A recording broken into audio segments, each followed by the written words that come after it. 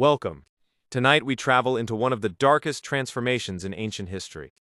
A story not only about power, but about how a kingdom slowly turned mercy into chains, how fear created tyranny, and how a ruler believed he could stand above humanity itself.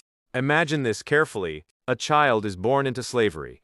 Before he even learns to speak, soldiers may arrive at his home, not because he committed a crime, not because his family rebelled, but because a king somewhere inside a palace had a dream, and that dream terrified him. Thousands of infants slaughtered. Families crushed beneath forced labor. Entire generations living under the shadow of fear. And at the center of it all stood one man. Pharaoh, not merely a ruler but a tyrant who declared himself a god upon the earth. This is the story of the rise of the tyrant, the rule of Pharaoh.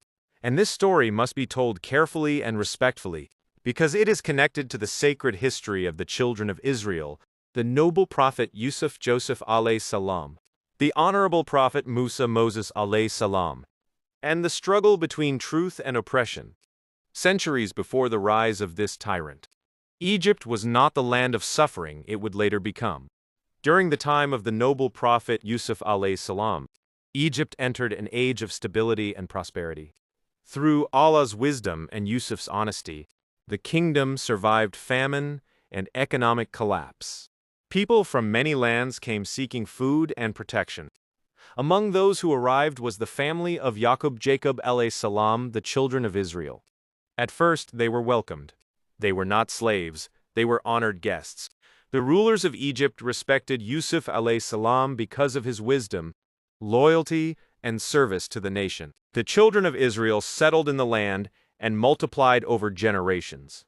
Years passed, then decades, then centuries, and slowly memory died. The people who once remembered Yusuf alayhi salam disappeared from power. New kings rose to the throne. New dynasties took control. The old gratitude vanished. The children of Israel continued growing in number. Their communities became larger, their families stronger, and eventually the rulers of Egypt began to fear them. History repeatedly shows this terrifying pattern. When rulers become insecure, they search for enemies, and often the easiest targets are minorities. Ancient Egypt during this period was one of the most powerful civilizations on earth. Massive temples towered toward the sky. Statues the size of mountains stood across the kingdom. Armies marched beneath royal banners. The Nile River fed the empire like a lifeline through the desert. But beneath the beauty of monuments, fear ruled the palace. The pharaoh who rose during the time before Musa alayhi salam was not satisfied with ordinary authority. He wanted absolute obedience, not just over bodies, over minds, over belief itself. The Quran describes this ruler as arrogant and corrupt, a man who elevated himself above the people and divided society into classes so he could control them. The children of Israel became the lowest class. Their labor built cities, their sweat enriched the kingdom. Their backs carried the economy of the empire. Men were forced into brutal work. Women lived under constant fear. Families suffered humiliation generation after generation. Some historians believe the Israelites were used in massive state labor projects throughout the Nile Delta region. While many details from ancient history remain debated among historians, Islamic tradition and the Quran clearly preserve the reality of their oppression under Pharaoh's rule. And oppression always grows worse when no one resists it. Then came the moment that changed everything. According to traditional narrations, Pharaoh began hearing prophecies and warnings that a boy from the children of Israel would one day destroy his kingdom. Perhaps it began with dreams, perhaps with priests, perhaps whispers spreading through the palace halls. But fear entered Pharaoh's heart, and fearful tyrants become dangerous tyrants. He issued a horrifying decree. Every newborn male among the children of Israel was to be killed. Imagine the terror of that moment. Pregnant mothers hiding in silence. Fathers terrified to celebrate the birth of sons. Families praying soldiers would not knock at their doors. The Nile itself became a witness to blood. The kingdom that once welcomed Yusuf alayhi salam had transformed into a machine of cruelty. Yet history contains one powerful lesson. The harder tyrants try to stop destiny, the closer destiny moves toward them. Because during this terror a child was born, Musa salam. His mother knew the soldiers could come at any moment. Every sound outside the house must have felt like death approaching. Then Allah inspired her heart. Not with panic, not with despair, but with trust. She placed her baby into a small vessel and released him upon the waters of the Nile. Think about the unimaginable faith in that moment. A mother placing her infant into a river, not because she abandoned him, but because she believed Allah's promise was greater than Pharaoh's power. And where did the river carry the child? Directly into the house of Pharaoh, the very tyrant trying to destroy him. This is one of the greatest ironies in sacred history. The man who ordered the killing of Israelite boys unknowingly raised the very prophet who would challenge his throne. Inside the palace, Musa salam grew among luxury, power, and royal culture. He witnessed both worlds, the world of rulers and the world of the oppressed. But Pharaoh could not control destiny forever. As Musa salam matured, he became aware of the suffering around him. He saw injustice with his own eyes. One day he encountered a conflict between an Egyptian and a man from the children of Israel. Musa intervened, and the Egyptian died accidentally. The event shook him deeply. He was not a tyrant, he was not a murderer. He immediately sought forgiveness from Allah, but the palace system moved quickly against him. Musa salam fled Egypt. And for Pharaoh, this should have been the end of the story. But tyrants repeatedly make the same mistake. They think exile destroys truth. Instead, exile often prepares it. Far from Egypt, Musa salam lived in Madian. He worked, married, and spent years away from royal politics. Then one night, during a journey through the wilderness, he saw a fire upon Mount Tur. There Allah spoke to him, not as a king, not as an emperor, but as a servant chosen for prophethood. Musa salam received the mission that would shake the foundations of Pharaoh's empire. Go to Pharaoh. Those words alone carried unimaginable weight. Go to the most feared ruler alive. Go to the man who calls himself divine. Go to the tyrant whose armies command nations. Go to the palace of death and speak the truth. And Musa obeyed. When Musa salam and his brother Harun salam entered Pharaoh's court, they did not come with armies. They did not come with treasure.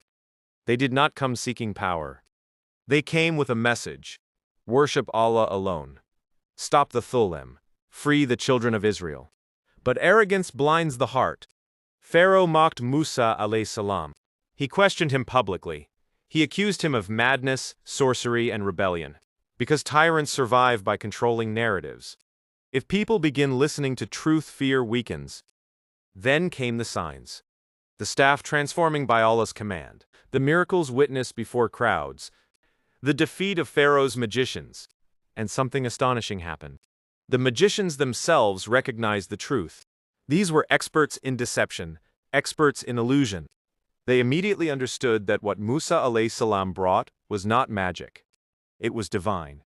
In one of the most powerful moments in history, they fell in prostration before Allah. Right there in Pharaoh's court. Before soldiers, before nobles, before the king himself. Pharaoh exploded with rage. How dare they believe without his permission? That is the psychology of tyranny. Tyrants do not merely seek obedience.